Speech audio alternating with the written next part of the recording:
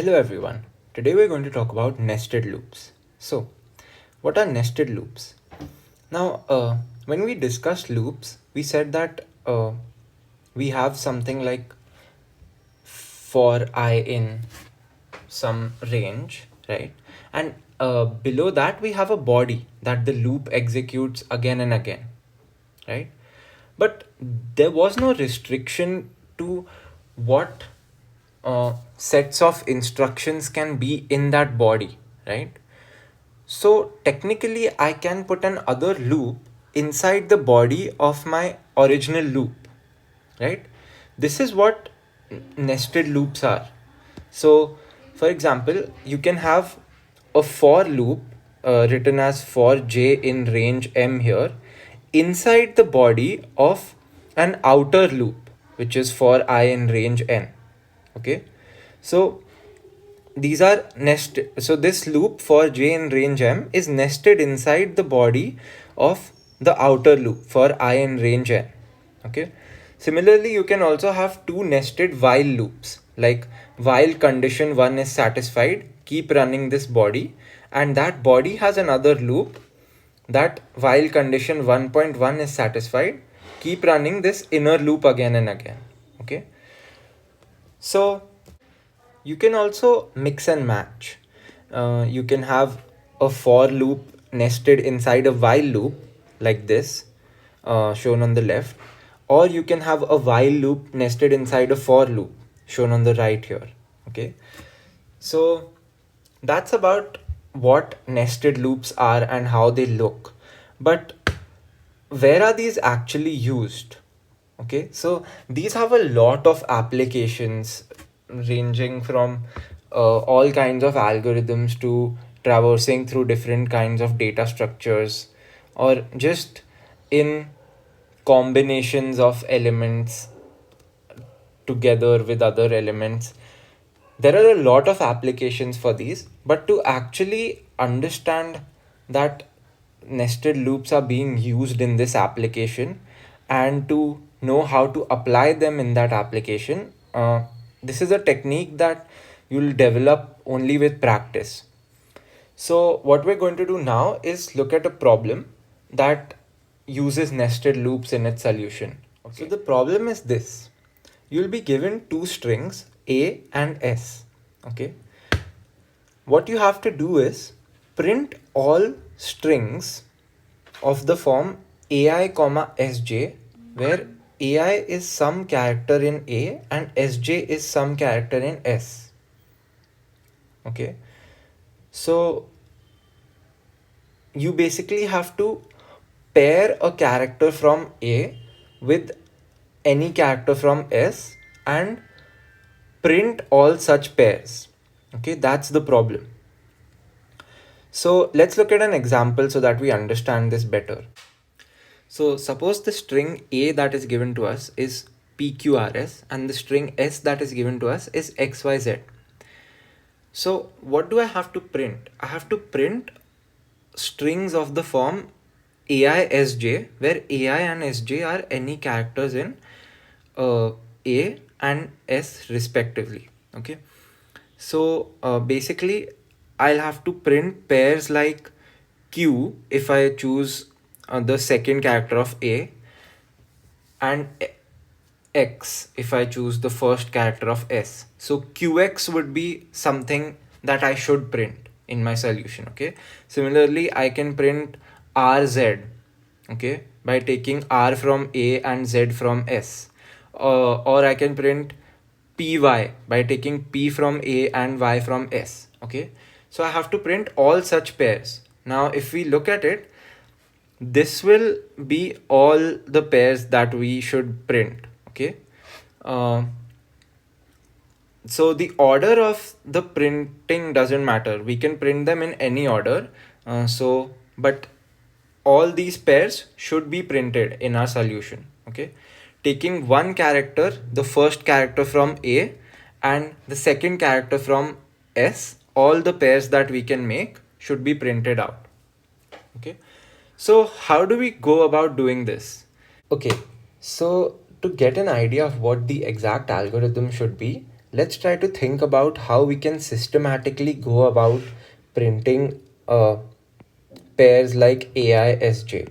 Okay, so what we have to do is systematically choose AI first and then choose SJ and then print AI SJ. So we need to choose one character from A and one character from S, and that can be our pair, and then we can print that. Okay, so how do we go about doing that? So let's say that first I'm just not thinking about the whole string A. Let's just say I'm thinking about one of its characters. Let's say the first character, okay? And I just fix that AI is equal to P. So I've fixed AI. Okay, so I don't need to worry about all the different kinds of AI that I can have. I've just fixed AI, that AI will be P for now. Okay, now I want to print all the uh, pairs that have AI as P fixed and any SJ from the string S. Okay, any character from the string S. So how do I do that? It's simple actually, right? I'll just say that first I'll consider X to be SJ.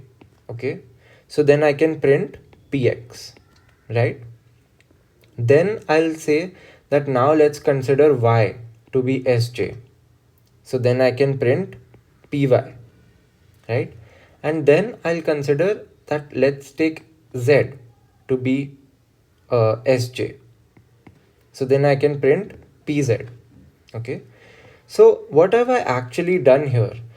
What I've done is I've gone through the characters in this string one by one, right? First I went to X, then Y, and then Z, right? I've iterated through this string once, or in other words, I've looped through this string once.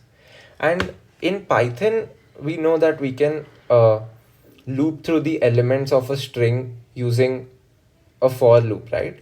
So that's all I've done here. I've just gone through all the elements of this string or iterated through all the characters of this string once. Okay. And when I did that, I got all the pairs AI SJ where AI is fixed as P. Okay. Now that I've done this for AI as P, then I can change the value of AI. Okay, and now let's say that I'm thinking about not P but thinking about Q. Okay, so I fixed AI as Q again, and now I want to find all the pairs AI SJ such that AI is Q and SJ can be any character from S. So how would I do that? I'll again start iterating through the loop S. I'll again start iterating through the string S, right? So first I'll go to the character X and say that this can be SJ. So then I can print QX, right? Then I'll go to the character Y and say that that could be SJ. So then I can print QY. And then I'll go to the character Z and say that this could be SJ and print QZ. Okay, and then I'm done. Okay. Similarly, I'll do the same thing for R. Okay, for when AI, if I fix AI as R, I'll do the same thing. So then I can get RX, RY, and RZ when I loop through the string S. And then when I fix AI as S, I can do the same thing, right? So I can loop through the string S and write SX, SY, and SZ, right? So this was simple enough. What we can do to implement this is that we can just write a for loop 4 times, right? And what that for loop does is it just iterates through the characters of S, right? So the first time I'm writing the for loop, my AI was fixed as P. Then the second time I'm writing the for loop, my AI will be fixed as Q. Then for the third for loop that I'm writing, my AI will be fixed as R. And the fourth for loop that I'm writing, my AI will be fixed as S, right? So like this, I can write 4 for loops because there are 4 characters in A, and for in each of those for loops, all I am doing is iterating through the characters of S, right? And I can print these 4 parts, and this is the same sequence as this, right? If you look at them, so we've basically printed all the possible pairs AISJ, right? So this is simple enough. But now the problem is that what if AI has like 100 characters? Oh, sorry, the string A, what if it has 100 characters or 1,000 characters? Okay, we can't write 1,000 for loops in our code, right? So what do we do in such situations in which we want to do some specified process again and again for a lot of number of times? We use a loop, right? That's what loops are meant for. So what we'll actually be doing is we'll run a loop, okay, across all the elements in A, and inside that loop we'll keep the loop that runs across all the elements in S. So instead of writing the for loop 1,000 times, uh, if my string A has 1,000 characters in it, then instead of writing 1,000 for loops, I'll just write this for loop for S inside an other for loop that iterates over the characters in A, and then I should be done, right? So that's what our algorithm is going to be. Let's formally write this down once. So all we have to do now is formalize the idea that we just discussed, right? So the first thing we discussed in that idea was that we're going to fix the value of AI to the first character from A. So that's what the first step of our algorithm is. Choose the first character from A and assign that to the variable AI. Now, this value of AI is going to remain fixed for a while, okay? After this, the second step is that we iterate through all the characters in S one by one using the variable Sj. Okay, we do this so that we get all the pairs AISJ for this current fixed value of AI. Okay, now this iterate through all characters in S is actually a for loop, right? Through all the characters in S. That's how we can iterate through all these characters. So for each value that Sj takes, which means for each value for each character in S, we want to print AISJ, right? So in the body of this for loop, we should print AISJ. Okay. That means for each character that we're iterating through in S, we'll print AISJ, right? Now, once we've done this, we've found all the pairs AISJ for the current fixed value of AI, right? So now we want to move to the next character in A and change this fixed value of AI to the next character in A and repeat the same process, okay? So to do this, we write this third step, that if we are not on the last character of A, then go back to 1 and choose a new character of A and assign that to the variable AI. Okay. So instead of the first step being choose first character, it should actually be choose the first or next character. When the program is just starting, the first step should choose the first character. But every time after that, when we come back to this first step, we should choose the next character in A. Okay. So what happens in this algorithm is that it chooses the first character from A and fixes the value of AI to this character. Then we iterate through all characters in S and keep printing AISJ. Okay. Then if we weren't on the last character of A, we go back to 1 and choose the next character of A and repeat this process again. Okay. So now if we notice what's actually happening here is that we keep going back from step 3 to step 1 again and again, right? Until we don't reach the last character of A.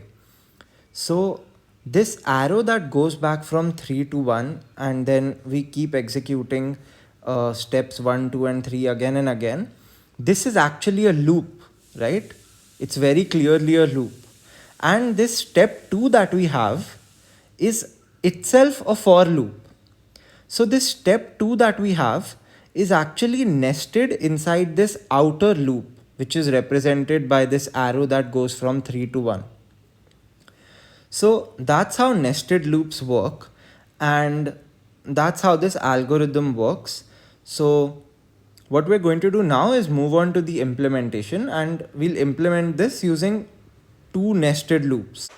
So the arrow that represents the outer loop, this outer loop is basically a loop through all the characters in A, right? So that can just be a for loop through all the characters in A.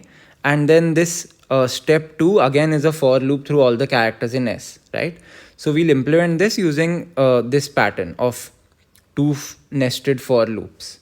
So that's all for the algorithm. Let's move on to the implementation now. Okay, so we'll implement this on the online compiler. Now for the input format, we'll assume that the first string A is given on the first line of standard input, and the second string S is given on the second line of standard input. Okay, so to accept input like this, we know that we have to write A is equal to input, right? This input function takes the first line from standard input and as a string and assigns it to the variable A, right?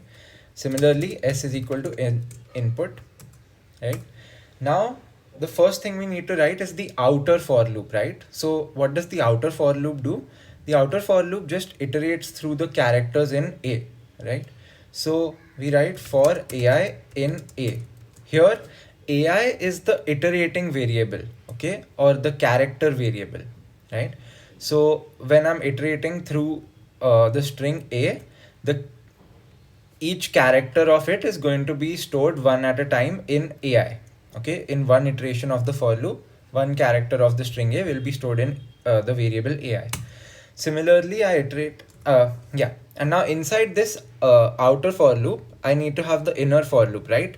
That inner for loop iterates through the characters of S. So for Sj in S, right?